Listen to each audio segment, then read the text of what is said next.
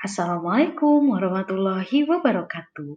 Wilujeng patepang deui sareng Ibu dina video pangajaran bahasa Sunda. Dinten ayeuna urang ngabahas ngeunaan carita wayang. Tapi sata acan ngeunaan ngabahas ngeunaan carita wayang, urang bahas heula naon sih ari wayang teh.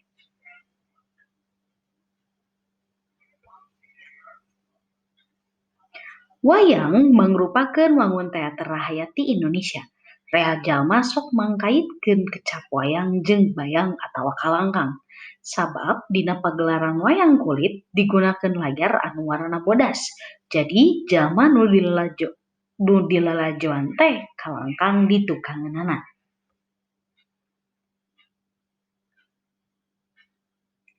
Jenis-jenis wayang anu aya di Indonesia.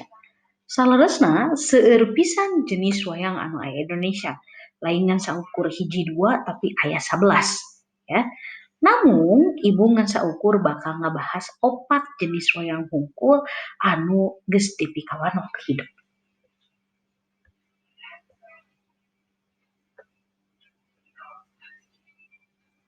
Wayang nu kahiji nyaeta wayang Purwa. Wayang Purwa nyaeta wayang anu mitik. Biasana wayang ieu ngalakokeun carita Mahabharata jeung Ramayana. Nu salajengna aya wayang golek. Wayang golek mangrupakeun wayang asli Jawa Barat.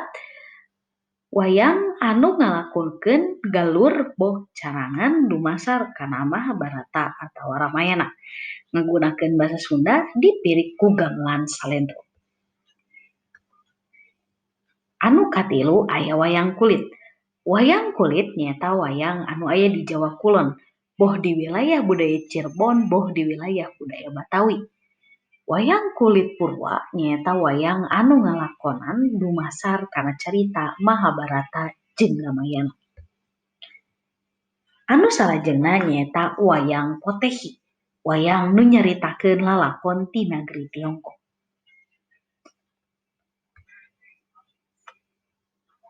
Wayang lain ngan saukur aya Indonesia. Sabaraha nagara miboga wayangna masing-masing. Beda ngaran jeung beda bentukna. Lain siga wayang di Indonesia. Contohna wae aya wayang Cina, aya wayang di Vietnam, di India jeung di Eropa.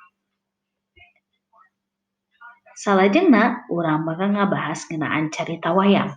Namun di dieu Ibu ngan saukur bakal ngabahas intina hungkul. Kunaon kitu? Kusabab carita wayang nu biasana dicaritakeun nyaeta ngabahas tentang Mahabharata jeung Ramayana.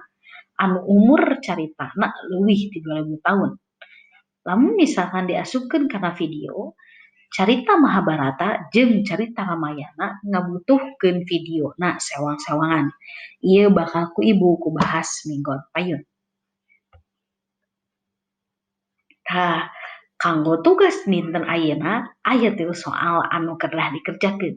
Anu kahiji nyaeta naon anu dimaksud wayang. Anu kadua, naon bedana antara wayang Purwa, wayang golek, jeung wayang kulit. Anu katilu, teangan dina Google ti mana asal carita Ramayana jeung Mahabharata.